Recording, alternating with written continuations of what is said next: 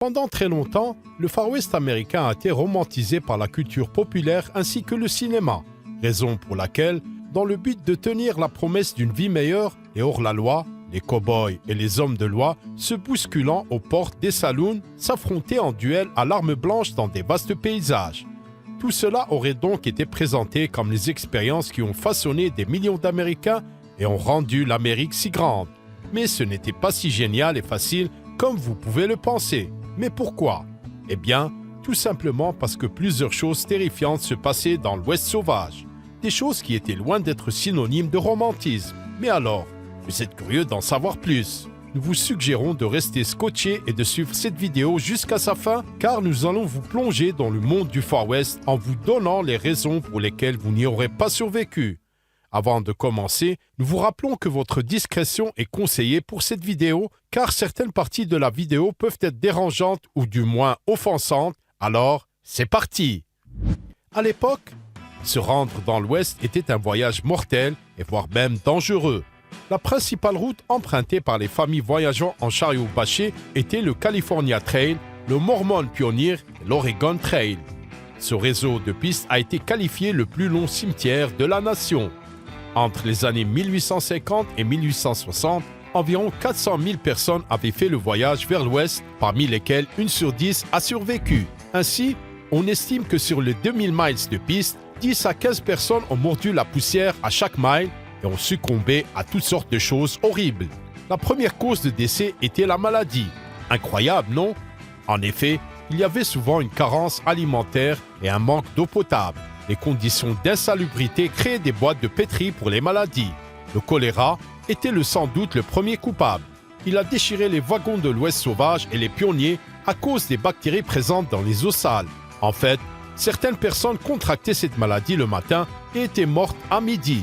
Le même jour, les blessures par arme à feu étaient une autre cause majeure de perte le long de la piste.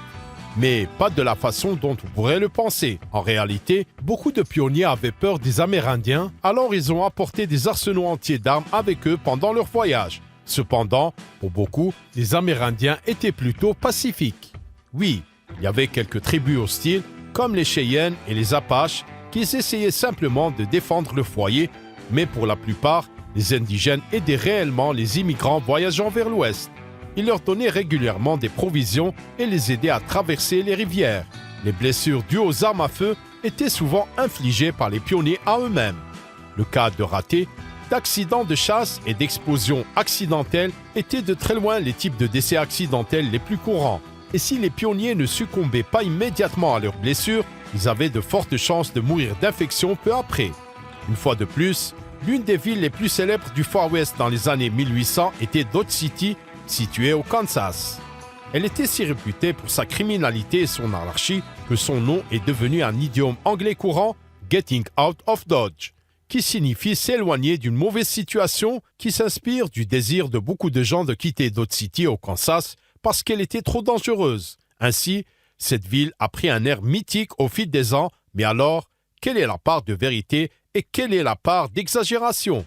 En réalité, Dodge City a été fondée en 1872 après avoir servi de fort depuis 1865, jouant un rôle dans plusieurs batailles entre les Amérindiens et les colonisateurs envahissants. La ville a d'abord été établie comme un important poste de traite de buffles. En 1876, plus de 1,5 million de peaux de bison avaient transité par la ville. Cependant, la quasi-totalité des bisons des plaines américaines avait été exterminée à la fin des années 1870 et Dodge City s'est transformée en une ville d'élevage de bétail où les cow-boys passaient avec leurs marchandises à sabots. Au cours de la première année suivant la fondation de Dodge City, il n'y avait pas de shérif ni de force de l'ordre d'aucune sorte. La ville a rapidement été reliée au chemin de fer Atchison, Topeka et Santa Fe et le développement a explosé, entraînant l'afflux de toutes sortes de personnes dont certaines n'avaient pas un caractère très agréable. En conséquence, il y eut une série de morts et de duels en première année qui avaient donné rapidement une mauvaise réputation à Dodge City. Alors que le premier cimetière de la ville a été nommé Boot Hill Cemetery, les flingueurs mouraient souvent avec leurs bottes. Les médias se sont emparés de l'anarchie initiale de Dodge City et les gros titres ont commencé à faire du sensationnalisme autour de la violence et Dodge City est rapidement devenu un symbole mythifié de l'Ouest sauvage sans loi ni foi. Justifiée ou non, Une blague avait commencé à circuler et se présenter comme suit. Un gentleman souhaitant se rendre de Wichita à Dodge City, demandant à un ami une lettre d'introduction. On lui remit un fusil de chasse à double canon et un revolver Colt. Finalement, le légendaire homme de loi Wyatt Earp a été appelé pour rétablir l'ordre. Les armes à feu sont interdites dans certaines parties de la ville et les prisons nouvellement construites sont bientôt pleines. Dodge City est devenue une ville relativement organisée, mais sa réputation avait été cimentée par la presse et plus tard par Hollywood.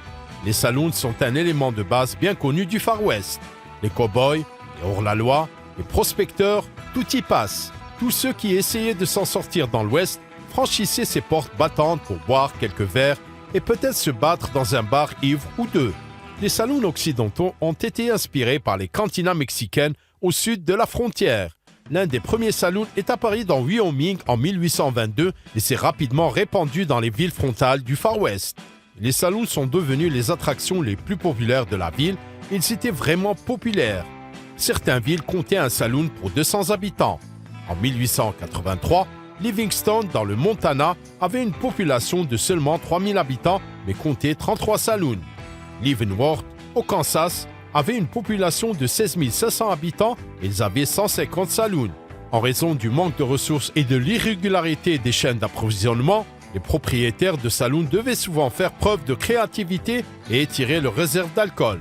Pour ce faire, ils diluaient leurs bouteilles d'alcool avec des ingrédients peu recommandables et mortels comme la térébenthine, la formaldéhyde, l'ammoniac, la poudre à canon et le jus de tabac. Cependant, la ruée vers l'or a commencé en Californie en 1849. Bientôt, tout le monde dans son oncle cherchait à faire un gros coup. Les gens affluaient dans l'Ouest, espérant faire fortune dans l'or, l'argent, le cuivre ou le zinc. La population autochtone de Californie a explosé, passant d'environ 800 à 300 000 personnes en moins de 10 ans. Des mines ont commencé à apparaître un peu partout et elles étaient loin d'être sûres. Les effets négatifs sur la santé et l'inhalation de poussière de pierre toute la journée ont été bien documentés.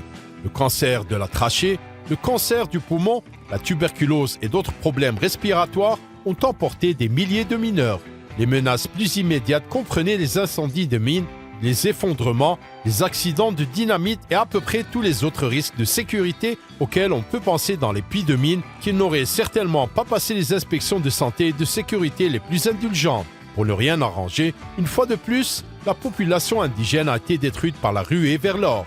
La population indigène de Californie comptait environ 300 000 personnes avant la ruée de 1849. 20 ans plus tard, un tiers d'entre eux avaient péri, soit à cause de l'exploitation minière et des maladies, soit à cause des attaques des mineurs en colère et fanatiques. Le plus vieux métier du monde était certainement largement pratiqué dans l'Ouest sauvage. Les dames de la nuit travaillaient dans les nombreux bordels rattachés aux nombreux saloons des villes frontalières qui ont vu le jour dans les années 1800. La vie de ces dames était dure, comme vous pouvez l'imaginer. Beaucoup étaient très jeunes et très pauvres qui essayaient de gagner leur vie comme ils le pouvaient. Pour aggraver les choses, 50 à 90% de ces femmes de l'Ouest sauvage avaient une sorte de maladie vénérienne. Les travailleurs prenaient des précautions contre les maladies et les grossesses non désirées, mais ces précautions étaient souvent toxiques. Il était courant d'utiliser des solutions contenant des ingrédients chimiques comme le mercure, l'acide carbonique ou le cyanure pour prévenir les maladies et les grossesses. Mais les dangers de l'utilisation de ces produits chimiques toxiques étaient souvent plus dangereux que les maladies qu'ils étaient censés prévenir. On ne peut pas parler des horreurs de l'Ouest sauvage sans mentionner l'anéantissement des Amérindiens. Les chiffres ne sont pas clairs, mais les estimations de la population indigène dans toute l'Amérique du Nord avant l'arrivée des Européens variaient de 5 à 15 millions, voire jusqu'à 60 millions en 1900. Il en restait moins de 300 000.